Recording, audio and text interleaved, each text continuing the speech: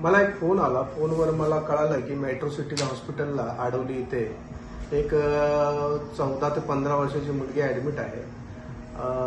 कळाल्यानंतर मी तिथे हॉस्पिटलमध्ये पोहोचल्यानंतर तिला विचारणा केली काय झालं, कारण तिने सांगितलं की उचक नाका येते डम्पिंग ग्राउंड मध्यंतरी मी तिथे डम्पिंग ग्राउंडचं एक आंदोलन छेडलेलं होतं. त्यांना एक वॉर्निंग दिलेली होती की तात्काळ ते डम्पिंग ग्राउंड बंद करण्यात यावं. त्यांनी कालांतराने काही वेळ मागितलेला होता की आम्ही कुठेतरी शिफ्ट करतो, थोडासा वेळ हवाय. आपण नंतर कळाल्यानंतर त्या मुलीने त्या कचऱ्याच्या या गाडीतून काही सडलेले गुलाबजामुन खाली पडलेले होते. त्याच्यातून एक गुलाबजामुन तिने खाल्लेला होता. त्याच्यामुळे तिला इन्फेक्शन झालेलं होतं आणि त्यामुळे ती हॉस्पिटलमध्ये ऍडमिट होती. पण आपल्या या महाराष्ट्राची एवढी दुरावस्था आहे की आज लोकांना अन्न भेटत नाहीये.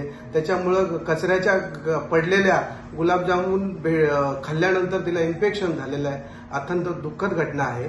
तात्काळ हे डम्पिंग बंद करण्यात यावं आणि ते कायदेशीर त्या डम्पिंग आणि महानगरपालिकेवर कारवाई करण्यात यावी, ही रिपब्लिकन पार्टी ऑफ इंडियातर्फे एक आव्हान आहे.